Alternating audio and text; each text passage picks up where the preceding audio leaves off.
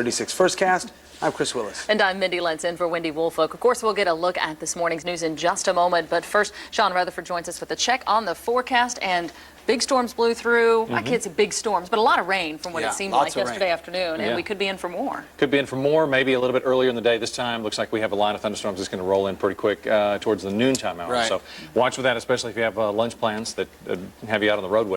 And the Round Rock City Council could vote tonight to allow bars and restaurants to stay open until 2 in the morning. Now, the city's current ordinance forces them to close at midnight, Sunday through Thursday, 1 a.m. Fridays and Saturdays. Critics say the new closing time will lead to more drunk drivers on Round Rock roads, but supporters say they're just trying to create a level playing field so that Round Rock businesses can compete with Austin's 6th Street. Well, today, Austinites can voice their concerns about the city's proposed rate change for water and wastewater. See, tonight at 6 o'clock, the City Council is holding a public hearing on the suggested fee increase. If it's adopted, average users will pay a total of $2.60 more a month for water utilities. City officials say the extra money will pay for a program to keep wastewater overflows from running into area creeks. Now, taking a look in Llano, school officials are getting a detailed look at areas of some questionable spending and a financial audit from the state. The report comes at a time when the district is borrowing about $750,000 to stay afloat. Now, the audit from the Texas Education Agency accuses administrators of poorly tracking travel expenses and credit card use. Another area of concern includes school construction contracts on new and renovated schools. The officials out there say there isn't a quick fix for these financial troubles. Now, this summer, board members eliminated dozens of positions, even closed the middle school. Most recent loans are for immediate needs like paying bills and buying supplies. And staying with news in AISD, there's a new campaign aimed at teaching elementary school students the importance of not only coming to school, but being on time. It's called Take Time to Learn. Wednesday, AISD superintendent met with teachers and parents to talk about its importance. AISD is pushing the campaign because it believes if kids start early with good habits, it will benefit AISD in the long run and the students. Now, the district also loses $25 a day for each student who is not in school.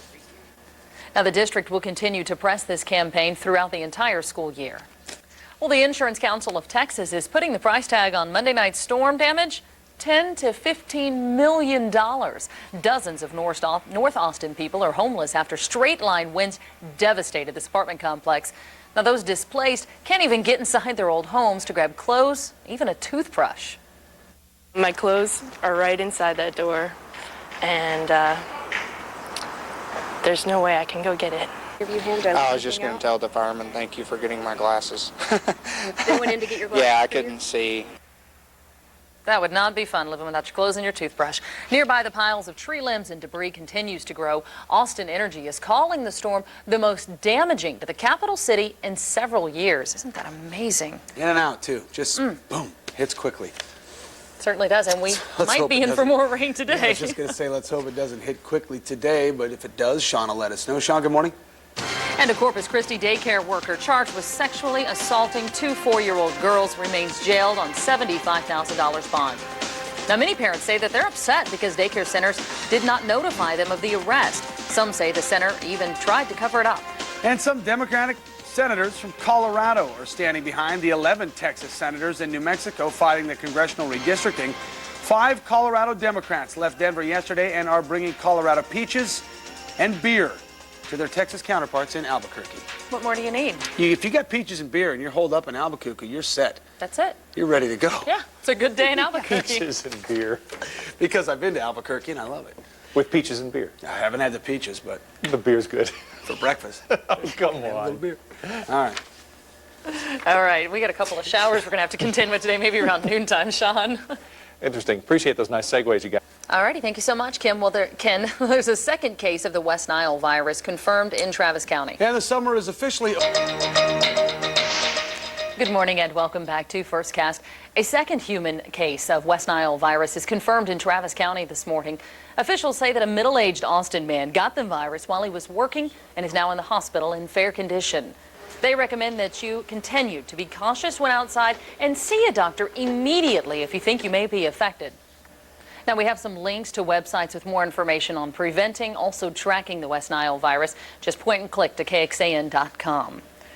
Members of the group, Texans Investing in Healthy Families, will urge state lawmakers today to explore new public school finance options. Now, one option they're pushing is a cigarette tax increase. The proposal calls for a $1 a pack tax hike, 5 cents of which would go towards expanding programs that keep kids from using tobacco.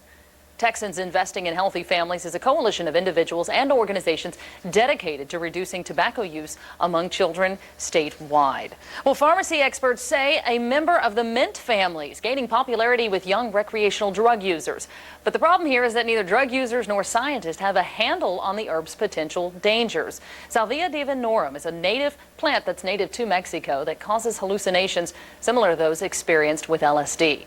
Now, the plant is not classified as a controlled substance, but it is on the DEA's list of drugs and chemicals of concern. Now, research indicates only about 1 in 10 users who bought and used salvia off the internet came back to make a second purchase. All right, Sean, thank you so much for that. Still to come on First Cast, when it comes to Austin's economy, the worst may actually be over. And we have a warning for homeowners still cleaning up after Monday night's storm. Buyer beware. Find out who could rob you of your safety and your savings. About 6:30 now. Good morning. A computer glitch may cost MetLife millions of dollars. Lori Rothman explains why in our Thursday morning business brief. Welcome back to First Cast. It is now 5:43. We begin this half hour with an update on that breaking news we've been telling you about. Austin firefighters are on the scene of a 3-alarm fire at the Show Palace Club on Ben White Boulevard. Our Mindy Lentz is live on the scene. Mindy, what is the very latest you can tell us? Chris, this is absolutely unbelievable what's going on out here this morning. We did just get a report that a Mayday was just called in the building, meaning that every fireman needs to get out of this building. I can see right behind this palm tree behind me, I can see flames coming out of the front door here.